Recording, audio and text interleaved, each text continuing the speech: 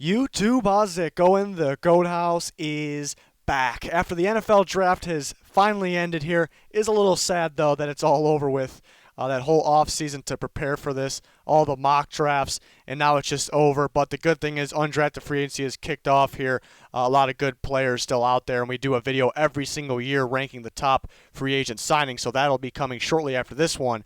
But day three, interesting day three in this video. Going to be picking out the winners, the picks that stood out in each round here of day three, and then at the very end, I'll talk about the biggest winners overall from day three. So a lot to go over here. Really enjoyed making this one. Please subscribe to both of our channels. We have two of them, 50K, that's our goal. And then follow that Twitter, all kinds of NFL content on that Twitter constantly. There's a link down below in the description in the comments for you guys to go follow that. But round four, let's start round four. So the order these picks are listed in are the order that they were drafted. So I picked out 5 of my favorite picks from round 4. 5 of the best picks in my opinion. Started with Saahdiq Charles to the Redskins. They trade Trent Williams. So they need a replacement at left tackle. And Saahdiq Charles is a perfect, in my opinion, replacement for Trent Williams. He is not supposed to be there at this point in the draft. So round 4, pretty darn good pick for the Redskins there.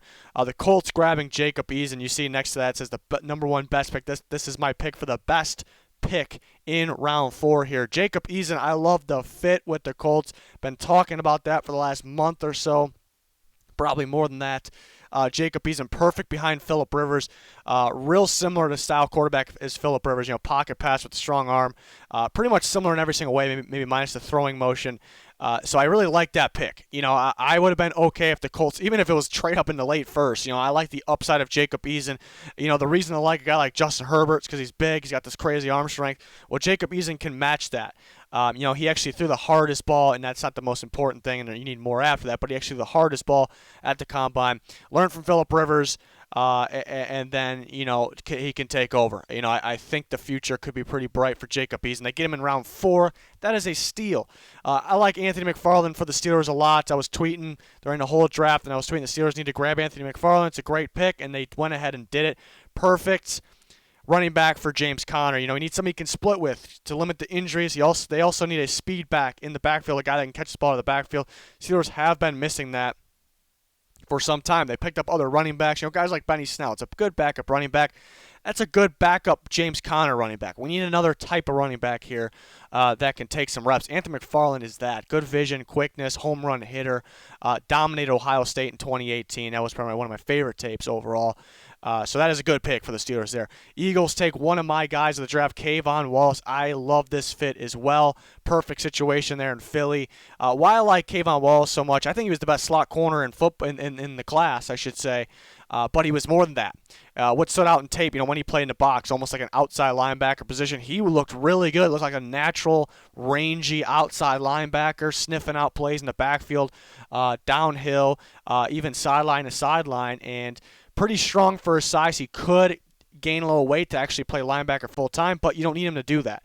You put him at slot corner, and you can put him at outside linebacker if you want to. The Eagles are trying to kind of build that up, so he can play multiple spots for you. It's a guy that, there's really no need to ever take him off the field. Some of those sub-package guys, they're in there for one thing and only on one down. To me, Wallace can, if you need him in that linebacker, you have him at linebacker. You need him at slot corner, you have him at slot corner.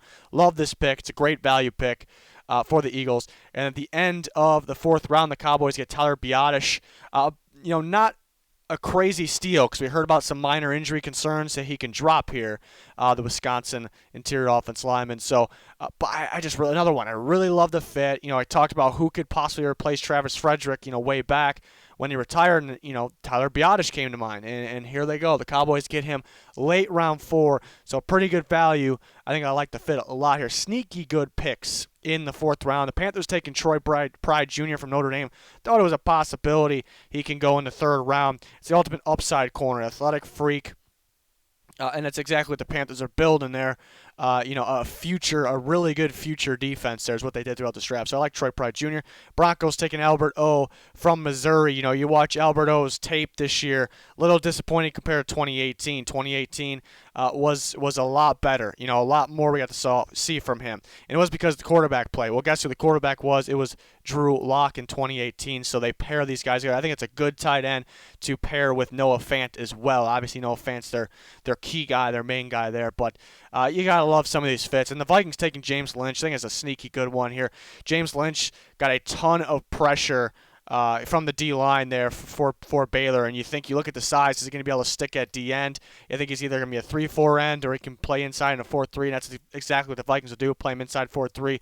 Well, the Vikings, given some hybrid looks last year, you might see some 3-4 looks as well. And what the difference between the Vikings D-line and this past year and the year before was quarterback pressure. They were pretty weak in the interior defensive line from pressure. This year. And from the outside, it was fine. But and now that's exactly what they add here in James Lynch. So like that pick a lot for them. But the best pick in round 4, like we mentioned, was Jacob Eason. Let's go on to round 5.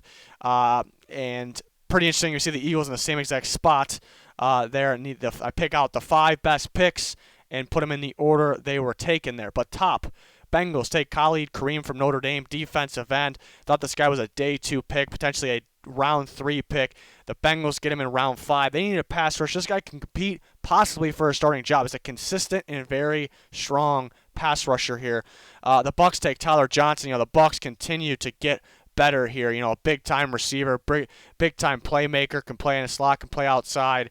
And, just dominated a lot of games, throughout his career. Just really dominated. I think people's problem with him was he didn't have a big route tree. He's in the slant. When he's in the slot, he ran slants like crazy. But if you really think about it and you really watch, these corners, they slot corners knew it was coming. They game plan, they watched, knew it was coming. You still can't stop them. So pairing him, him and Chris Godwin can switch off. Because both can play in the slot, play outside. Both are more dominant in the slot. So you can kind of switch off there. That could really work. And you got Mike Evans outside, of course. So that was a fantastic. This guy's going to be a beast with Tom Brady. The Dolphins take Curtis Weaver, pass rusher from Boise State. Thought this guy could possibly be a late second, but probably a 3rd-round pick. Problem with Weaver is kind of an awkward body. People didn't really know what to do with him. You wish there was more length for his weight, I guess. So those don't really stack together. So that was the problem. And he did have the production. But played, weaker competition, just straight up beat those guys because he was just better, nothing special. But still, this guy consistently got after the quarterback. I think he fits either defense, even though people don't really know where to put him. You just put him on the end in either defense and let him go to work. You do the coaching. You give him some more technique if you have to. Round 5, definitely worth it. It's a really good pick for the Dolphins here and Brian Flores. Absolutely love another Eagles pick. Like I said, the same spot right here. In the same towards the same part of the round 5 here, and John Hightower. I was very high on Hightower. I had a 3rd-round grade on him.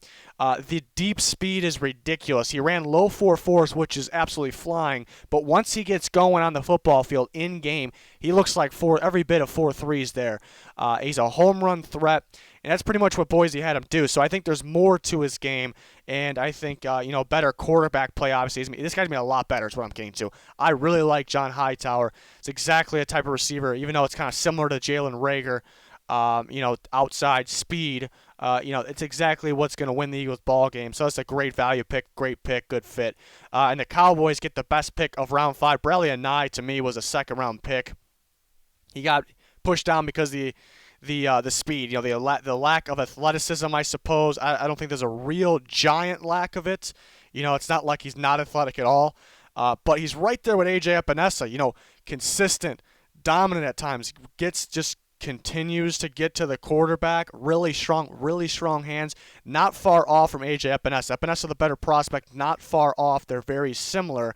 But this guy drops from round 2 all the way down to round 5, surprising, just consistently dominating. And sometimes even those guys that had the production, they go to the Senior Bowl and one-on-ones and in the game, they just don't look right. They're out of their element. Bradley Anae goes there and absolutely puts on a clinic. This guy's got freaky strong hands.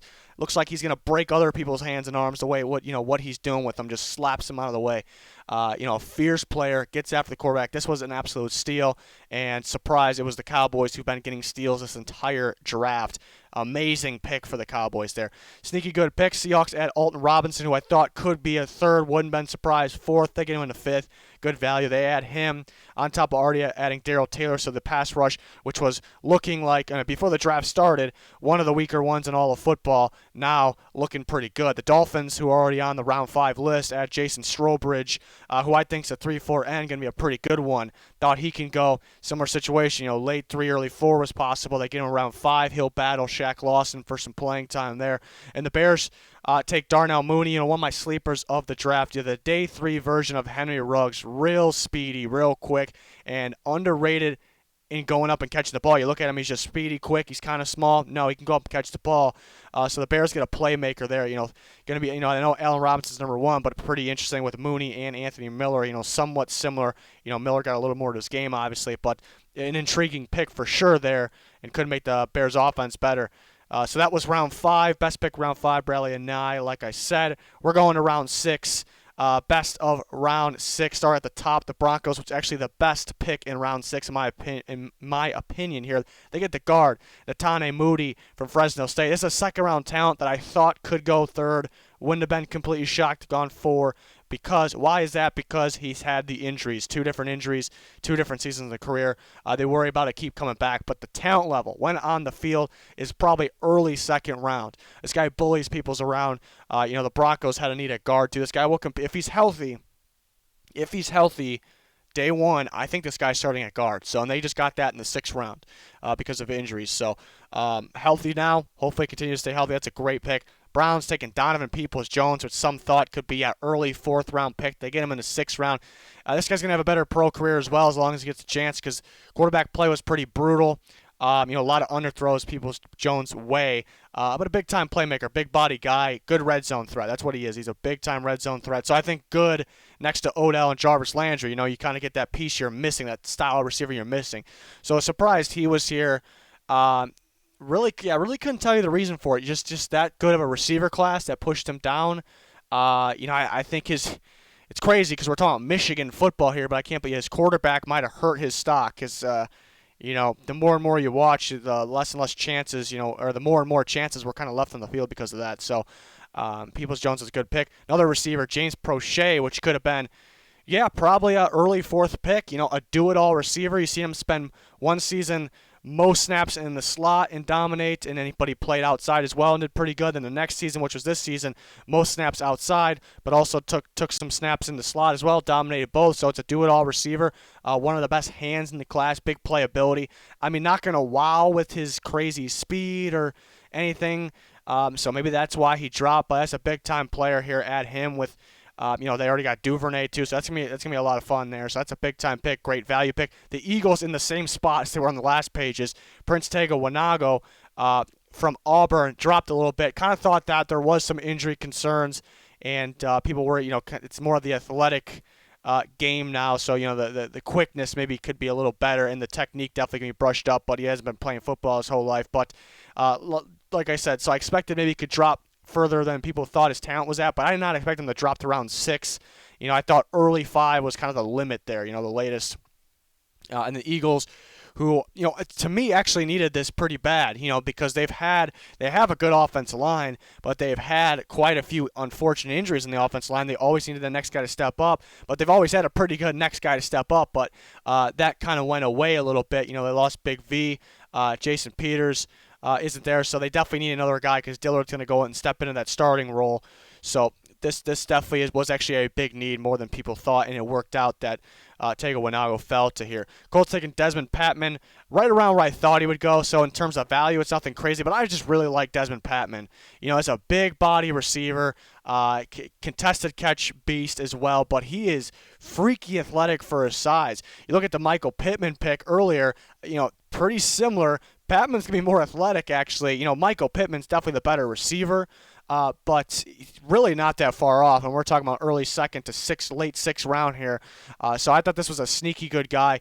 Washington State's a really good, offense. A lot of production chances, but their offense is so like schemed. Everything's just schemed up. It's a perfect, Mike Leach's offense. He's not there anymore, but it's all like underneath, quick 5 yards, just quick. It's not really Patman's game, so we don't really get to see his full game. I don't think so. Usually that's an offense where people's stats are kind of padded. They won't do that in the NFL. I think it's kind of the opposite, though, for Patman, just because you don't really know if he fit that offense, and he played pretty well there. So that's a sneaky good pick for the Colts. More sneaky good picks. This one is a definition of a sneaky pick here. Cam Brown from Penn State, the linebacker to the Giants, and that is because graded-wise, he played an off-the-ball linebacker, more of a 4-3 outside, and I wasn't a fan of the tape. I wasn't. You look at the guy. Sometimes you look at a guy and you get an idea how good he's going to be, and you like to look at Cam Brown. You're thinking maybe this guy can play safety based on his build. Maybe he's just a new school linebacker. But I just did not like his tape at all. I thought 7th undrafted free agent, so you could say, why the hell do you have him sneaky good pick here in the 6th round?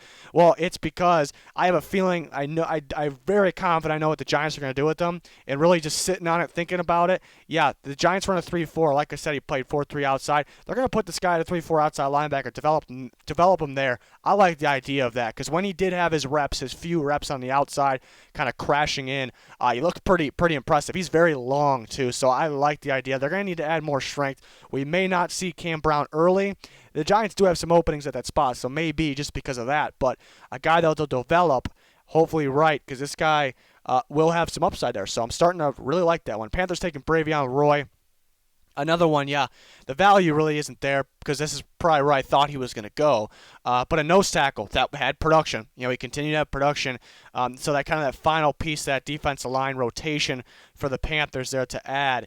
And then the Chargers taking Alohi Gilman, which should be a special teams beast. But I do like him on the defense side, too, because he's always flying to the ball, and he forces a ton of fumbles as well. I think you can play him in strong, play him in the box.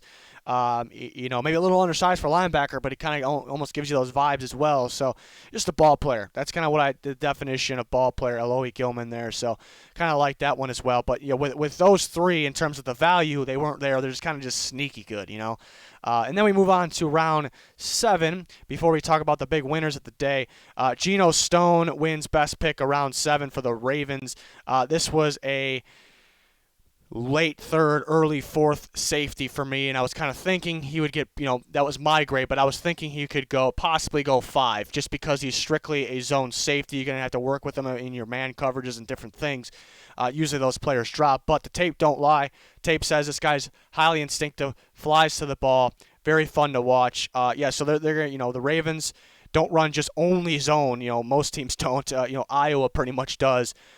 So he'll be able to sit behind Earl Thomas. Perfect situation there. Earl Thomas not going to be around forever. So just like that, Geno Stone will be stepping in and be a pretty damn good replacement, especially for a round 7 pick. So love that one. It was easily the best round 7 pick. The rest of these weren't crazy value. They're good, but Geno Stone was crazy value. KJ Hill, I kind of like is at slot receiver that has a little build to him. It's kind of like Keenan Allen. Keenan Allen does more than just slot receiver, but so that's kind of another option there. Really quick feet. The speed is lacking, but faster. The 40 doesn't really match the tape. He's a little, maybe 4.5s in the field. He was 4.6s at the combine, but really quick feet. Really quick feet. Good route runner. So that's a solid pick for the Chargers. The Cardinals get Eno Benjamin. There's a long list of running backs that went before Eno Benjamin that I think aren't as good as Eno Benjamin. I think he dropped a little bit because of the fumbles this year. Except Jonathan Taylor still went in the 2nd round, but that's a different talent. But the fumbles this year, they costed Arizona State at time, but wasn't really a fumbler before that. So, that kind of makes you think, maybe he'll be all right. But, very good running back. Wish there was a little more speed, but he's got the vision. He can make a couple people miss, whether it's breaking or evading. So pretty solid. He'll get some action there. Obviously won't be the starting running back, but he'll get some action there. And we actually got 2 Vikings 7. Well, the Vikings better be up here. They had $5 million 7th round picks, so they better be up here at least twice. They got Michigan State pass rusher Kenny Willeks. And for him, I thought he would have gone, round 5. And even then, it's. Other people, I think, there was a lot of people hyping up, around round 4, but, for me, it was round 5, but even then, still a pretty good steal. And the Vikings kind of going today was pretty much Hunter and Odenegbo for pass rushers, and they add 2 more, so that's perfect for them. Some people think Willekes can play inside. That's a possibility. They kind of got Lynch for that, already. So I still like Willekes outside. Pretty strong, more athletic than you think. So they had another pass rusher that I thought was a pretty good value pick. And then Nate Stanley, which I really love the fit. Thought he was a 6th-round quarterback. And I just really, really love the fit. This Iowa offense, pro-style offense, really favor the tight ends.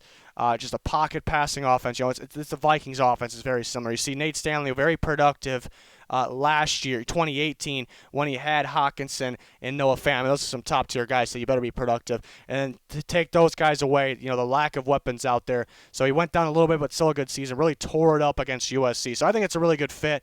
Won't really get to see him play, but I think it's a good, perfect backup behind Kirk Cousins. Sneaky good picks. Another quarterback, Titans, Cole McDonald. I think perfect behind Ryan Tannehill. I think it's a perfect situation. This guy's got a crazy strong arm, big playability, wow ability. He'll run you over, too. I know he played weaker competition, but he'll run you over. Just a very weird throwing motion. That's why he dropped. If he had a normal throwing motion and a quick one, we would talk about this guy day 2, I think, really. And then maybe playing for Hawaii, factored in too. He's not playing for the big school. Redskins taking James Smith-Williams. This is a sleeper pick. Very raw. There's some things definitely need to work on. Sometimes gets off balance, kind of over estimates plays. Overextends them, but. Other than that, freaky athlete. That's first up. That's a fact. Freaky athlete. But then add on his strength on top of that. Pretty impressive. You look at NC State. I think they kind of played him. They ran a lot of 3 down linemen. And, to me, he's a 4-3 end. He was more of he was basically aligned in the same spot he will be in a 4-3 end. He was kind of a wide 3-4 end. But kind of just get him more familiar and kind of groom him, because he's got the freakish traits. This guy's got a lot of upside. Reminds me a little bit of a less lengthy Montez Sweat, which the Redskins have. So pretty good depth there. The Bills, Dane Jackson, pretty solid corner. Thought early 6th, probably he would go. So they get him, a pretty physical corner there. For the Bills, which they definitely needed more corner depth, so that could work out for them. So those are the round 7 thoughts. Geno Smith, the best pick around 7. Now to take day 3 as a whole for each team, group all the picks together. I'm looking for no bad picks. Limited bad picks, just mainly all good picks, but I want to see the top tier picks as well to rank the teams on the day 3, and the winner is definitely has to be the Philadelphia Eagles on the day. I was very disappointed in them yesterday on day 2. But looking at the day 3, Kayvon Wallace, one of my guys, we talked about already, one of the best picks on day 3. They're a guy that can do it all. It's a football player. They take Jack Driscoll, who I think is, I think he could be a really good right tackle, but the Eagles kind of get a 2-for-1 here, because if your right tackle gets hurt, you have a right tackle in place. If a guard gets hurt, this guy's a really good run blocker, real strong inside. So I think you can get a backup guard too. So that's a really good pick. John Hightower is a great value pick. Love the speed. I think he'll be better if given the chance in the NFL. Really, the deep speed. He has that extra gear. People talk about only some players have that extra gear. They almost gain another speed, another level of speed that can't be shown in the 40-yard dash. John Hightower has that. Sean Bradley in the 6. Not a crazy value one. This is an upside guy, an athletic freak, pretty decent in coverage. So I'm not really surprised with this one. Nothing crazy. Quez Watkins in the 6, good outside receiver, can go up and catch the ball. Nothing crazy in terms of value, just a good pick here. Then Prince Tega Wanago was a crazy value pick. We talked about that. And then Casey Toohill was a good 7th round pick there. A guy that, will he play DN? Will he play outside linebacker in a 4-3? I think he's pretty versatile to play either one. Probably a DN. I'd say probably a DN for them. So they get a list of guys, but I mean, the A++ picks in Kayvon Wallace, John Hightower, Prince Tega Wanago puts them at the top, but then you get the A, I'd put in an A for Jack Driscoll. But I factor in, like I said, the really good offensive line. They get hurt sometimes, hopefully not anymore. And then you get a 2-for-1 though, guard, tackle, and that kind of bumps up to an A+ because the fit where he helps you out, and other solid picks too. So the Eagles definitely won day 3. Second place is going to be the Bengals, who had some sneaky good picks here. They start the day with Akeem Davis-Gaylor, one of the best picks on the day. And I like him. I love him at outside linebacker in their scheme. They got him bunch, pretty similar to Jermaine Pratt, who they took last year, who I think has some upside too. Hopefully they continue to play, both of these guys. But Davis Gaither kind of give you some solid coverage. He also can get after the quarterback pretty well for an off-the-ball linebacker. Some people thought pass rusher. He's not a pass rusher. Just kind of a good blitzer. Khalid Kareem was an A-plus pick. Notre Dame pass rusher, tremendous value. He has a chance to play a lot right away, just like Davis Gaither. Hakeem Adeniji from Kansas, people talk about moving him to guard, and yeah, I think he probably could be a better guard, but I think he played tackle at a pretty high level as well. So, pretty solid pick there. You can kind of get a 2-for-1 there. Then Marcus Bailey, a 7th-round pick. I expected him around the 7th round. I did, but his talent says probably 4th. His tape's probably better than Logan Wilson. They took in the 3rd. Marcus Bailey can play. He's a playmaking linebacker, and he'll hit you too. A lot of injury concerns, but definitely worth the risk here in the 7th round.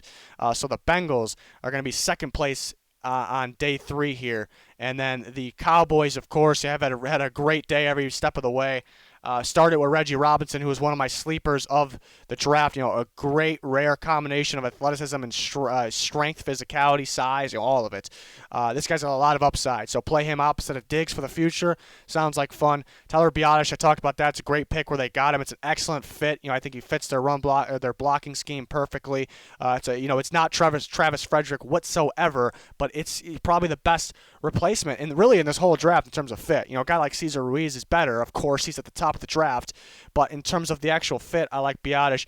Bradlee Anae, we talked about that. One of the best picks on the entire day. One of the best single picks here.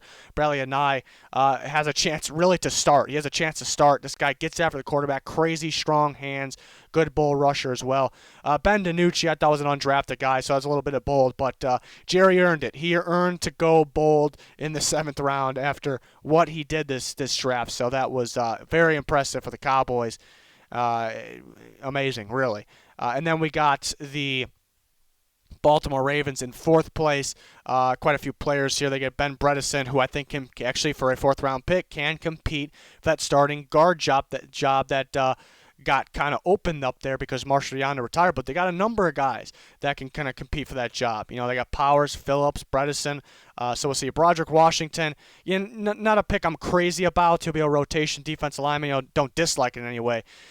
So far it's like a solid day, but then they just A-plus picks with James Prochet, A++ picks. James Prochet and Geno Stone, absolute steals. On top of, the Bredeson pick's good too because he wouldn't completely floor me if he was a starter. You maybe don't expect it, but it completely won't shock me. But Prochet, Stone, really, those are huge picks right there. And then the Denver Broncos with quite the haul today, starting with Albert O, which that's where I thought he would go, but I love the fit back with Drew Lock. I love the pairing with Noah Fant, so that kind of bumps it up a bit. Justin Sternad is an interesting one. I like him out of Wake Forest. I viewed him as strictly a 4-3 outside linebacker. We know Vic Fangio ain't switching from the 3-4, so it's interesting to see what they do with it. He has a plan, and I'm ready. I'm sitting up in my chair. I'm ready to see what they do with this guy because he did do a lot for Wake Forest. Sometimes he got after the quarterback. He was pretty rangy. He was good in coverage. So I don't really see him as an inside linebacker. I think they're going to get fancy with this guy on the outside, but I'm waiting to see. I wasn't expecting this one. I'm waiting to see, but I do like Sternad. Netane Muti, that's an A++ pick. This guy could potentially start. And the 7th round was nothing crazy, but pretty solid. Tyreek Cleveland has some upside, the receiver from Florida. And Derek Tuska from North Dakota State, another upside guy, was dominant for the best team in FCS there in North Dakota State. So the Broncos got a pretty good haul. A lot of teams had a pretty good day. And we saw the Colts had a couple like A++ picks. Other picks, I weren't thrilled with. The Browns had a pretty damn good day. The Jags got a haul as well, so that's a good day. The Steelers sneaky good today. A lot of good pieces for them. The Vikings got an insane amount of picks, so overall pretty solid day for them as well. But these were the main 5 for me on day 3. So let me know your guys' thoughts, your favorite picks. Maybe you have a different favorite pick or favorite team. But we did similar videos for day 1 and day 2. We had a grade on every single pick in day 1. There's going to be all kinds of different grades throughout this upcoming week. Really going to evaluate each pick, each draft class like we do every single year. So we're going to take some time this week and pump those out and see who won the draft. But undrafted free agency video still to come. Who are the best signings? Because that's all underway right now. And then we're gonna have to throw out a 2021 mock draft, like we always do. We're gonna have to throw one out. So even though the draft's over, it's still exciting time here. A lot of content and a lot of interesting stuff here. So appreciate you guys through this process. It's been fun. Thank you for joining us. Thank you for your support. If you didn't subscribe yet, please do so, and then follow that Twitter. It's an absolute must follow there. That's going to do it for this one. Thanks for watching. Goodbye.